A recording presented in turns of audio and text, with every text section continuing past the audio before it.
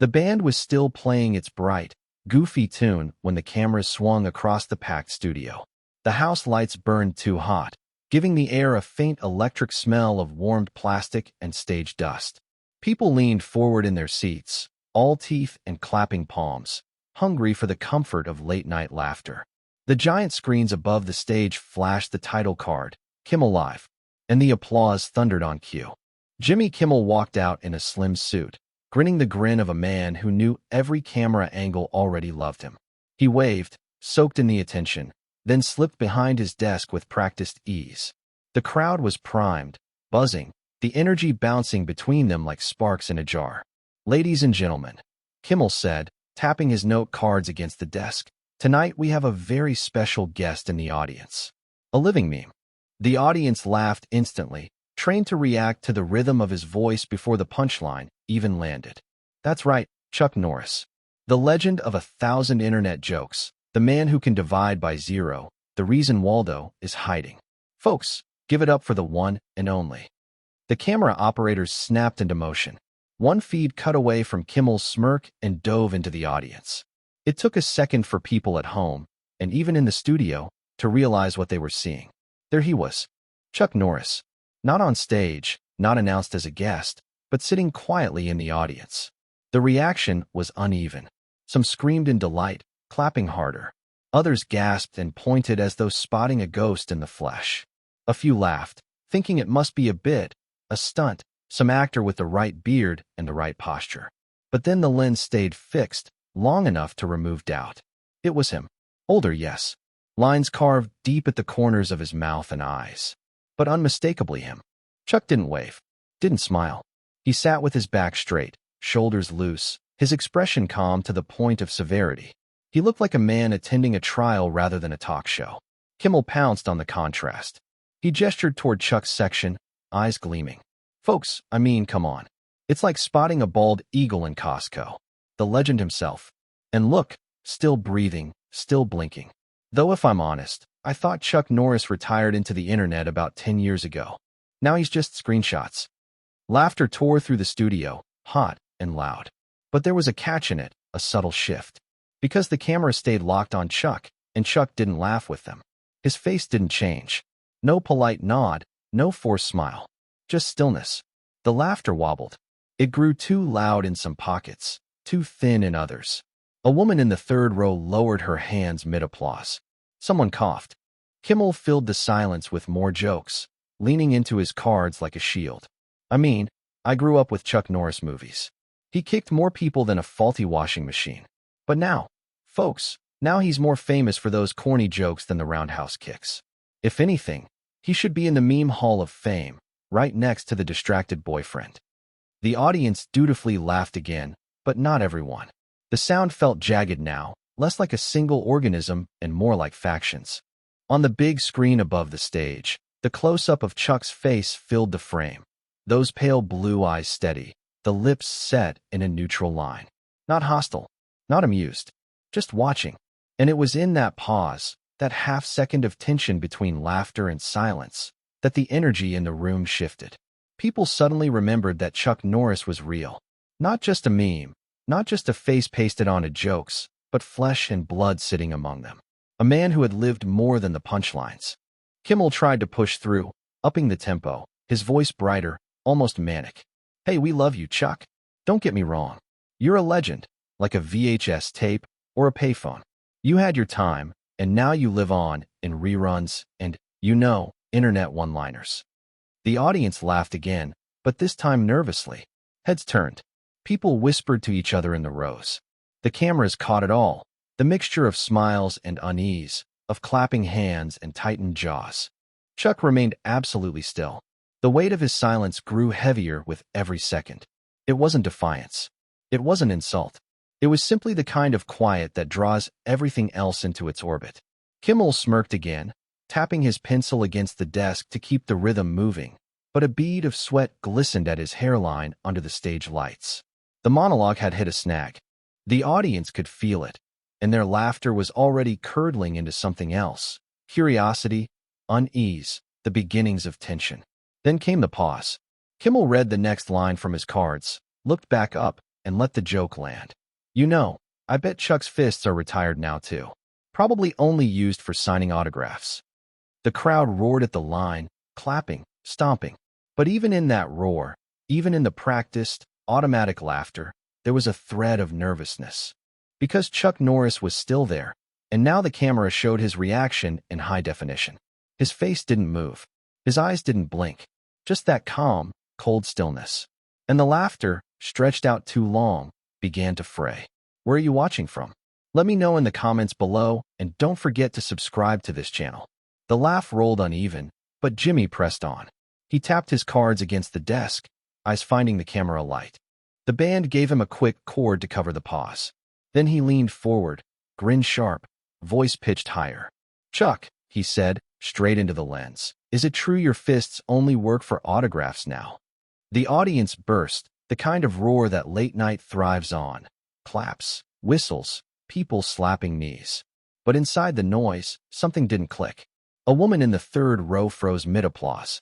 Two men high-fived, then glanced uneasily at the screen overhead, where Chuck's face filled the frame. Chuck didn't laugh. He didn't move. One eyebrow rose, barely.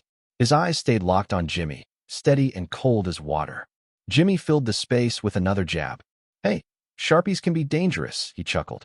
This time the laugh sputtered, trailing off into coughs and shuffling. The band let their chord die. The air felt wrong, too thin, like the room had lost pressure. "Come on, we love you," Jimmy said, palms spread, smile stretched. "We're just kidding. You're a legend here." His voice worked too hard at lightness. The stage lights showed a line of sweat near his hairline. Still no answer from Chuck. He sat unmoving, a fixed point the cameras couldn't look away from. The silence pressed in. A boy in the second row lowered his phone without realizing. A mother touched her son's arm and whispered, "Wait." Jimmy tried again. "If Chuck kicks the teleprompter, we'll just do interpretive dance." The joke barely landed. A few claps, but scattered. The director's voice hissed in Jimmy's earpiece, "Stay on him. Hold the shot." And then, at last, Chuck spoke. Not loud, not theatrical, just clear enough to ride the silence. "Jokes are fine. But you know, Jimmy, sometimes laughter costs more than you think." The words chilled the room. The audience straightened in their chairs. The laugh sign above them stayed dark. The line appeared on the closed captions a second later. "Laughter costs more," and the sight of it typed out made it land heavier. A handful of people clapped once or twice, but the sound died quickly. Jimmy blinked fast, shuffled his cards, tried to look relaxed. "Hey, I'm just here to make people smile. That's the job." Chuck answered without shifting his stare. "No argument. That's your job. Mine is remembering what a laugh can do." The audience stirred, murmuring. A current of unease ran across the room. Some folded arms, others leaned forward. The crowd had stopped being passive. It had become a witness. Jimmy forced another smile. "So, just to be clear, your fists aren't retired? Should I get them HR paperwork?" He forced a laugh. Chuck's eyebrow flickered, half humor, half warning. He said nothing. The silence answered instead, heavier than any line. The room felt strange now. Too quiet in places, too sharp in others. Someone dropped a program. The pages scraped under a seat. A boom mic operator adjusted his arms, joints trembling. The pause stretched until people could hear the buzz of the studio lights overhead. Jimmy tried one more time, his voice thinner. "Okay, fair. But if we can't joke, what's left?" Chuck's reply came measured, without heat. "Plenty. Start with respect." That was all. A sentence that didn't allow escape. The reaction split the crowd. One section applauded sincerely. Another booed the applause. Most stayed silent, eyes moving between host and guest, trying to read the air. Down front, a studio assistant bent to grab the dropped program. She glanced up and met Chuck's eyes. The way she swallowed told the story. This wasn't part of the script anymore. Jimmy sat still, cards flat on the desk. His smile had shape, but no weight. The IFB hissed with directions. Go wide. Transition. Throw to commercial. The main camera obeyed, but the tension didn't widen out. "All right," Jimmy said, words careful now. "You heard him. Respect it is." A weak laugh came from the audience. Wrong, brittle. Jimmy adjusted his tie. Unnecessary. He looked back toward Chuck, hoping for a smile to close the moment. Chuck gave him only a nod. Small. Courteous. Final. The lens caught Jimmy's eyes, closer than he wanted. The confidence there wasn't whole anymore. Something wary had moved in behind it. The audience leaned forward, a murmur swelling like a storm that hadn't chosen its direction. And before Jimmy could steer it back, before he could throw to safety, the room made its own choice. A voice rose from the crowd. The first shout came from somewhere above the camera cranes. Young voice, raw with adrenaline. "Show him, Chuck." It pierced the studio's varnish like a nail through drywall.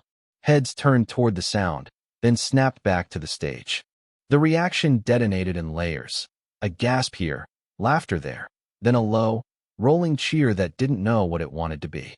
Jimmy flinched, so slightly only the wide monitors caught it. He masked with a grin, lifted a hand as if conducting, and tried to turn the outburst into a bit. "Careful up there," he said, wagging a finger toward the rafters. "There's a union for that." The joke skidded instead of landing. The band leader lifted his eyebrows at the keyboardist, "Play?" and got the smallest headshake. No one wanted to put music over a moment that felt like a wire tightening. The camera cut to the audience. Faces told their own story. A woman with red lipstick biting it. A man in a suit leaning forward, tie askew. Two college kids making the unspoken pact to stop filming and just watch. A security guard near the aisle shifted his stance and then, realizing he'd done it on camera, smoothed his jacket like that had been the point all along. Chuck didn't move. He sat with his hands folded, posture easy, eyes fixed on the desk. The lights washed him pale but couldn't thin him. He looked less like a guest and more like a verdict waiting to be read. Jimmy tried to laugh the room back to him. Guys, this is a talk show, not Thunderdome." He smiled toward Chuck's section, and his voice drifted up half a note. "Unless the legend wants to give us a demonstration?" The crowd answered before Chuck did. The cheer came fast, almost relieved to be told what to want. It had a rough edge, the kind that makes people stand with their hands on the backs of seats, ready to move. The laugh sign stayed dark. None of this was the planned kind of noise. Chuck's eyes flicked once to the ceiling, to the bright red tally light over camera 2, the signal that this wasn't a rehearsal. His gaze returned to Jimmy. Calm, unmoved. He looked like someone choosing patience on purpose. Jimmy's smile thinned. He leaned forward on his elbows, cards abandoned. The cadence left his voice. The man behind the monologue stepped forward a fraction. "You hear that?" he said to Chuck, head tilted, tone halfway between challenge and plea. "They want a moment." No reply. A second voice, older, hoarser, rose from the back rows. "Respect him, Jimmy." The audience split around the sentence. Applause cut across boos like windshield wipers over rain, clearing nothing. A dozen people stood because other people were standing. The air smelled faintly of hot wiring and perfume, sweet and electrical. Jimmy reached for control and found only volume. "Folks, it's TV. We do jokes. We do fun." He gestured between himself and Chuck. We're not doing whatever this is." He looked to the director's glass box. A hand inside drew a circle. "Wrap it up." The IFB hissed, "Throw to break." He didn't. Instead, he turned fully toward the audience section and lifted his chin like a boxer presenting his jaw. "Okay then. Surprise us, legend." The word had edges now. He put it down like a dare. "Show us you've still got more than a meme." The cheer hit the ceiling and came back harder. People clapped because the moment needed a sound. The woman with the red lipstick said, too loud for herself, "Don't." No one heard her but the guy next to her, who pretended he hadn't. On the big screen, the close-up found Chuck's face. The detail was unforgiving. The crease beside the mouth that deepened when he was disappointed, not angry, the small notch on the nose bridge, the pale ring around the iris that made his stare look colder on camera than in real life. He absorbed the roar the way a mountain absorbs wind, changed by none of it. Jimmy drummed his fingers on the desk and stopped when the mic made it sound like panic. He performed casual, leaning back, crossing one ankle over a knee, but his shoe bounced. The band leader cleared his throat. No one played. A stagehand at the edge of the curtain mouthed, "Cut," to the director. The director mouthed back, "Hold." The crowd became the third presence, undeniable and hungry. It fed on itself. Whisper became murmur, murmur became pressure. People started narrating their own roles. "I'm with Chuck," someone announced, too proud of it. "Be funny," someone else shot back. A kid no older than 12 stood on his seat for a better line of sight until an usher pointed, and he sat, flushed but unrepentant. A tiny bead of quiet dropped into the center of it, a clear coin in muddy water. Chuck glanced at the boy, then at Jimmy, and finally at the floor mark where a guest usually stands to deliver a bit. Tape decks, scuffed from shoes. He noticed everything and gave nothing away. Jimmy felt the quiet like a cold finger at the base of the skull. He reached for one more line, something soft to melt the hardness he'd helped create. Look, Chuck, nobody's trying to disrespect you. We're celebrating you. That's what this is. Chuck tilted his head as if considering a puzzle piece that didn't fit. His voice stayed low. Celebrations usually ask before they start swinging. It wasn't loud enough for the rafters, but the caption bar carried it, and the room swallowed it whole. A woman in the audience started clapping and stopped after 2 beats, embarrassed by how lonely it sounded. Jimmy's laugh came late and wrong. So that's a no on the demonstration? He tried to make it flippant and found no flippancy left. Chuck unfolded his hands, not to stand, just to let the fingers stretch. The movement was small, but the studio tightened around it like a fist. The security guard in the aisle took a half step that no one else noticed. The boom mic dipped, then steadied. From somewhere near the back, a chant attempted to form. Chuck, Chuck, and fell apart immediately, replaced by the kind of hum you hear in a church when a decision's about to be made. The set lights felt hotter. Makeup melted at the edge of Jimmy's hairline. The desk, built to look solid, now looked like a prop. All right, Jimmy said, crisp as he could manage, the professional finding his marks. Since you're here, let's do it properly. He gestured toward the aisle as if inviting Chuck to the stage. Come say hello. The director threw both hands up in the booth. Too late. The room had already chosen the script. People erupted, some cheering, some pleading, some telling the host to sit down and shut up, a chaotic chorus that made language into weather. Chuck didn't move. He simply turned his face to the lens, granting it the full weight of his attention. No anger, no grin. The look said there were lines he wouldn't cross and lines he wouldn't let be crossed for him. The camera pushed closer, glass swallowing light. On the monitor, his eyes were steady enough to read like text. Not a flicker of doubt there. None.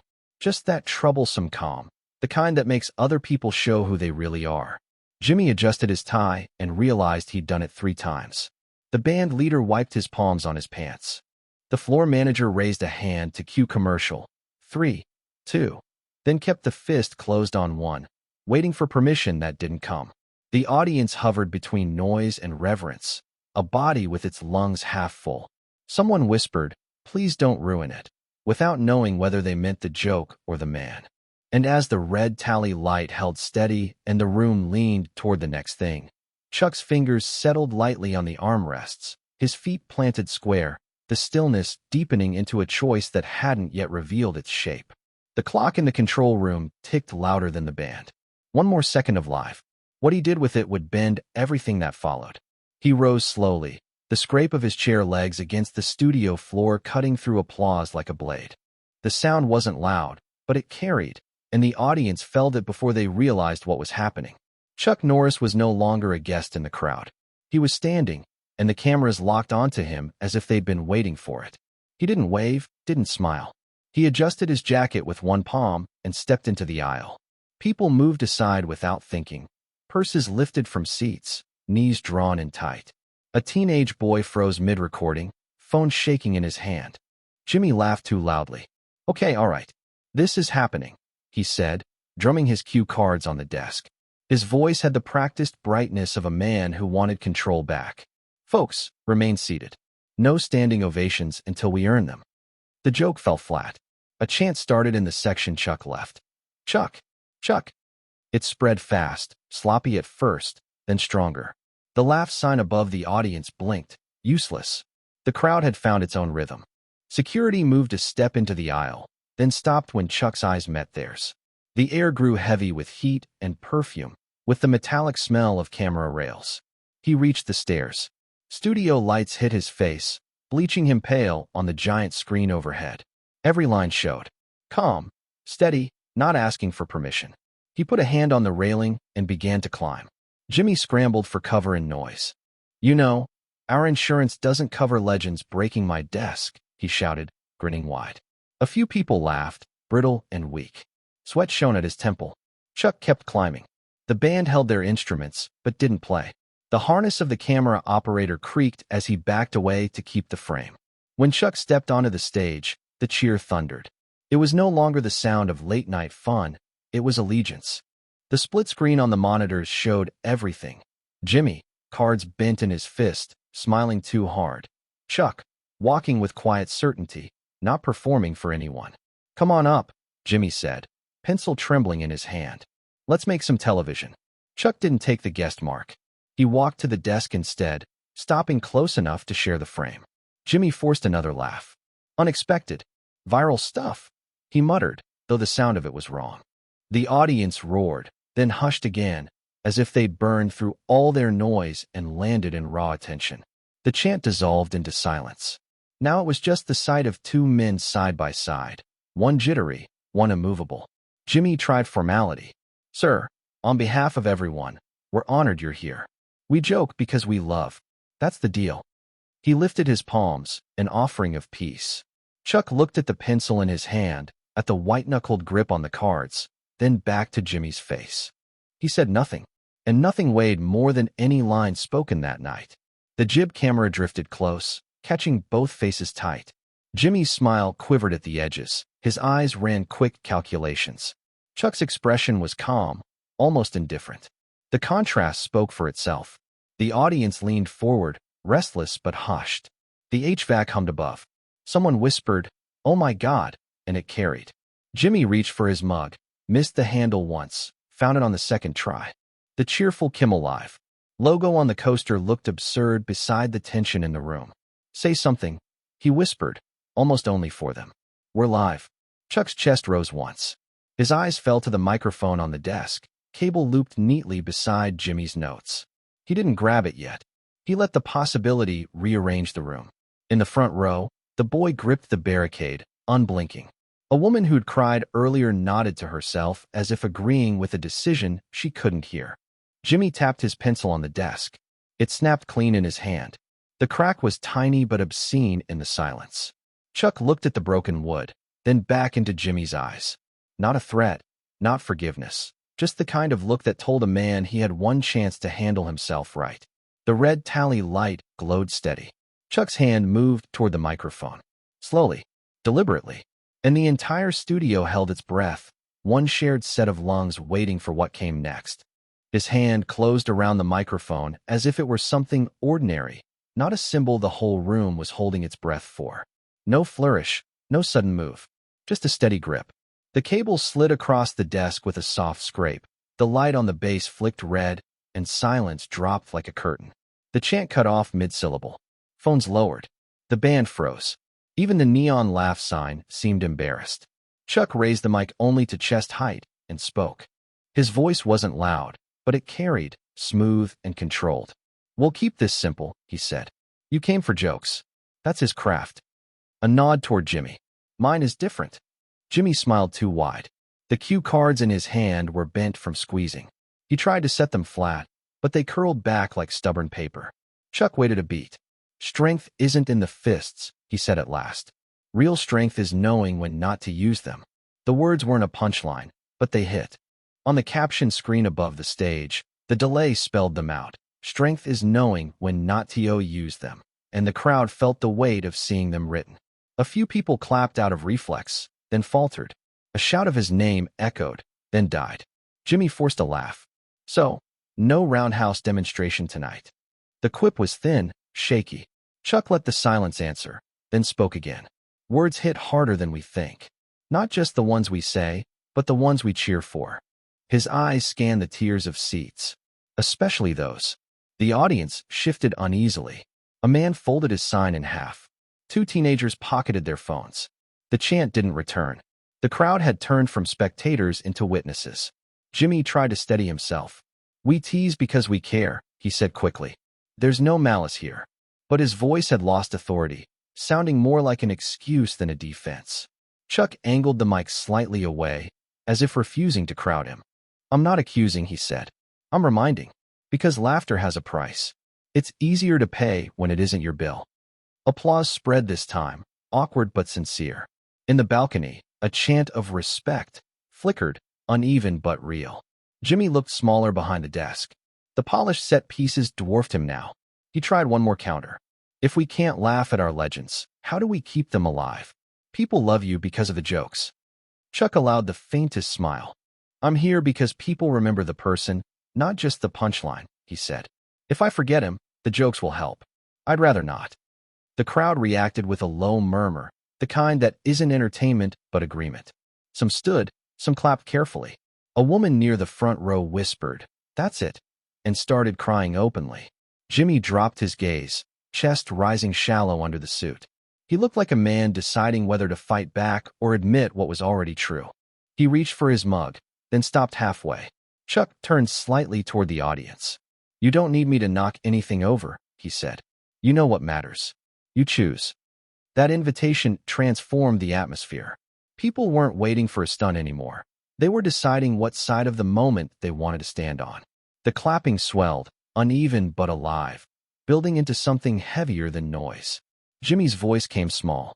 You're saying this to them, and to me. Chuck nodded once, simple. If it fits. Jimmy sat back finally, no longer forcing posture. He looked at the crowd like he was seeing faces instead of numbers. His hand drifted forward, almost reaching for the mic. Chuck offered it, holding it out gently. Jimmy hesitated. His fingers hovered, then curled back. He swallowed, eyes wet. I grew up watching you, he said suddenly, plain and unguarded. Sometimes I forget there's a person at the other end of a joke. That's on me. The crowd didn't cheer. They breathed, a long collective exhale. Chuck eased the microphone back, no rush. He looked out at the audience. We can be funny, he said. We can be decent. Those aren't opposites. That line broke the tension. Laughter returned, not mocking, but relieved. The band dropped a soft chord under it, careful not to intrude. Jimmy half smiled. Real this time, though still embarrassed. Well, he said, that ruins my rewrite for tomorrow's monologue. The crowd laughed with him, lighter now, but it was clear whose moment this had become. Chuck lowered the mic, and the studio waited, knowing there was still one more move left. He lowered the mic just enough to free his right hand. The gesture was simple, but the meaning was clear when he turned to the desk and extended it toward Jimmy. An open hand. No show, no threat. Just steady. Jimmy froze. His cheeks flushed. The cards on the desk slipped under his palm. He looked at the red tally light, then at the crowd, then back at the hand waiting for him. He stood. The scrape of the chair was harsh in the silence. He stepped around the desk, awkward in his own studio, and stopped inches from Chuck. His hand went out. Their palms met. No contest of strength, no squeezing, just a handshake. The studio erupted. People were on their feet instantly, some laughing, others crying without shame. The sound was bigger than applause. It had weight, like a release of something held too long. Security relaxed. The band sat still, and even the ushers stopped moving. Jimmy tried to regain rhythm. Well, he said with a shaky grin. First time a handshake might void our insurance. The laugh from the audience was real but small, less about the joke than about forgiving him for trying. Phone shot back up, but many stayed lowered. A woman near the stage clapped with tears on her cheeks. Up in the balcony, a boy pumped his fist once and sat down, watching intently. Chuck gave one short nod, let go, and lifted the mic again. We're good, he said simply. Let's do your show. The generosity of the line was obvious. It handed the stage back to Jimmy without force. The crowd settled, shoulders dropping, air loosening. The band added a light chord, tentative but welcome. Jimmy exhaled, eyes softening. We are live, he said, almost to himself. And maybe we just learned something on live TV. He turned toward Chuck. Thank you. It was honest. The audience heard it. Habit tugged him toward one more joke. For the record, if we compare roundhouse kicks later, I'll be using a stunt leg. His voice trembled, but this time the laugh worked. Gentle, forgiving, more about him admitting defeat than getting the upper hand. Chuck lowered the mic again. He didn't sit, didn't move to the guest chair. He stood where he was, calm, owning the space without claiming it. He looked at the audience, not past them to the cameras, and a small shift softened his eyes. The wave that followed wasn't noise. It was human. A low sound of relief swept through the seats. People clapped carefully, then louder. This time the slow clap didn't feel mocking. It grew steady, filling the room. Jimmy leaned on the desk, palms flat, no longer pretending. "We're here," he said. "Because if I cut to commercial now, the internet will arrest me." The laugh that followed was genuine. Chuck turned toward him, and for the first time, he smiled. Barely, just enough. A corner of the mouth lifted, private but visible. The cameras caught it without magnifying it into spectacle. He brought the mic close once more. "Sometimes," he said, "the loudest hit is silence." The words landed without drama. They didn't need it. They explained the whole night. He placed the microphone gently on the desk. The small plastic tap sounded final. Jimmy nodded, his grin smaller, more human. "Stay with us," he told the camera, then looked back at Chuck with a glance that wasn't host to guest anymore, but man to man. The audience stood again, many wiping eyes, some still laughing at themselves for crying. Two strangers hugged in the aisle without knowing each other's names. The studio air buzzed like it had been charged. The show's graphics and band cues returned because they had to, but everyone knew they were placeholders. The real thing had already happened. The last image before the break was a close shot of Chuck's face. That faint smile was still there, quiet but unshakable. It said everything without a word. Not every blow needs to be thrown. Not every victory makes noise. The red tally light blinked off. People stayed standing. And at home, across thousands of living rooms, viewers argued, laughed, and cried in equal measure. Not because they'd seen a stunt, but because for once, live television had shown them something unscripted, something true.